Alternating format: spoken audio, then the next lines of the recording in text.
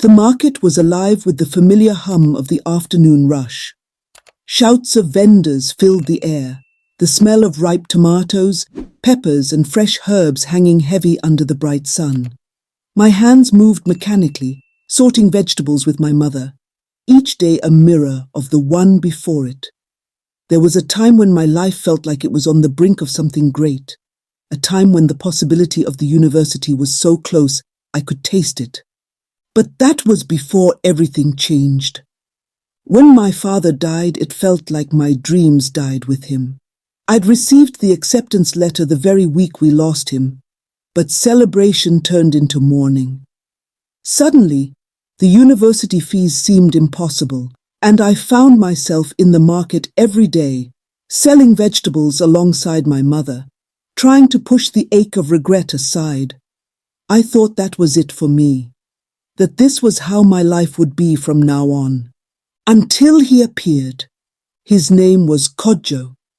He was tall with a confidence that was impossible to ignore. His sharp features and the tailored suits he wore made him stand out in the bustling market, where most men wore loose shirts and sandals. His presence commanded attention, and he moved through the crowd with an ease that made him seem untouchable. I noticed him first weeks ago. How could I not? He always came to our stall, his eyes scanning the selection of vegetables with a discerning eye. But it wasn't just his wealth that drew my attention. There was something about him, something quiet and intense beneath the surface, as though he carried a weight no one could see. At first, he only spoke to my mother, exchanging pleasantries as he made his selections. I was invisible to him, just the girl behind the counter, the girl who sorted vegetables and watched the world pass by. But that changed one Saturday afternoon. He arrived at our stall as usual, but instead of asking my mother for help, his eyes met mine. I felt the air catch in my throat, his gaze piercing and unwavering. "Do you help with cooking too?" he asked, his voice low and smooth, almost catching me off guard. I looked up at him, blinking, his eyes dark and intense locked with mine, and I felt a strange flutter in my chest. "Yes, I do," I answered, trying to keep my voice steady. "When I have time." He nodded, considering this, his gaze lingering just a moment longer. "I could use some help with meals. Can you come tomorrow?" That was how it began. Cooking for him became a regular thing. I would come to his house, his grand sprawling house that felt like something out of a dream.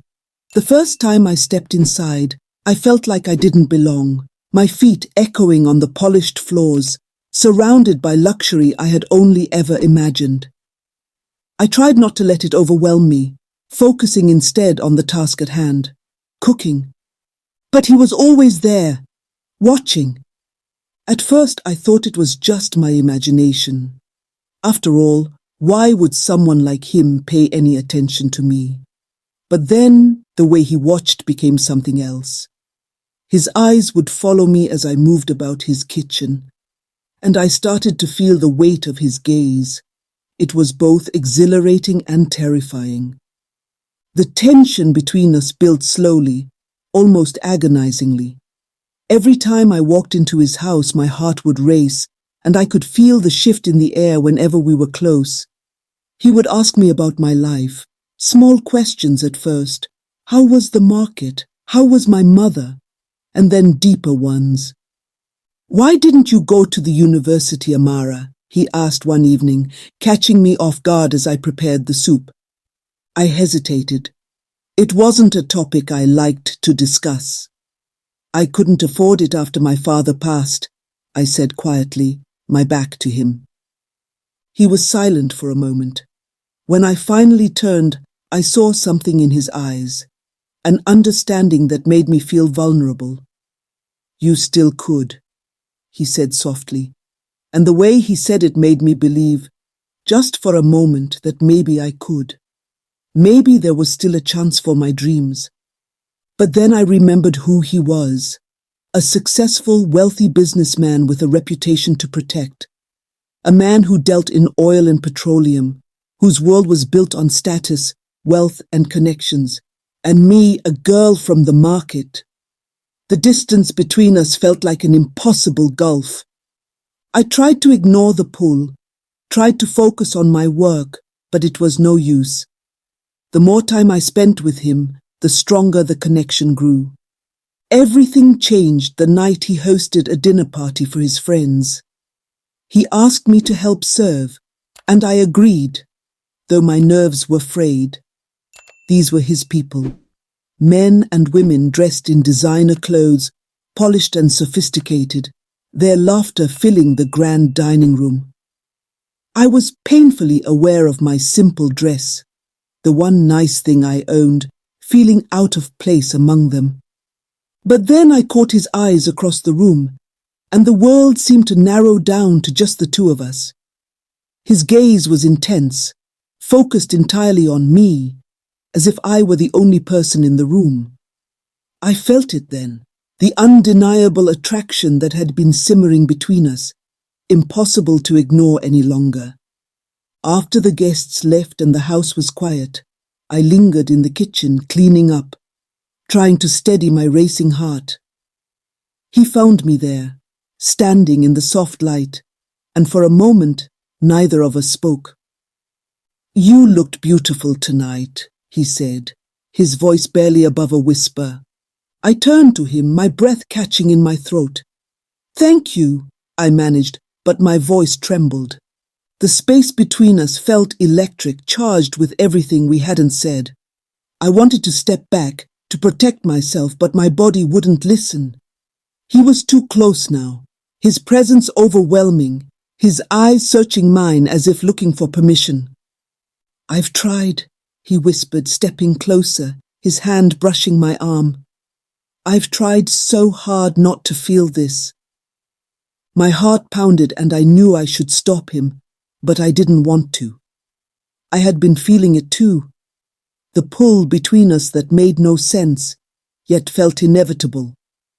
And then before I could think, before I could stop myself, I closed the distance between us.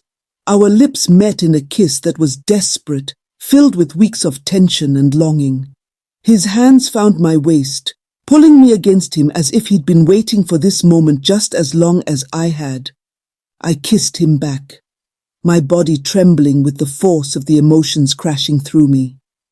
We moved through the kitchen in a blur of heated kisses and hurried touches, knocking over a tray of utensils in our haste.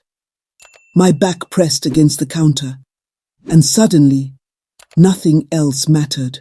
Not his wealth, not his reputation, not the world outside. We didn't make it out of the kitchen.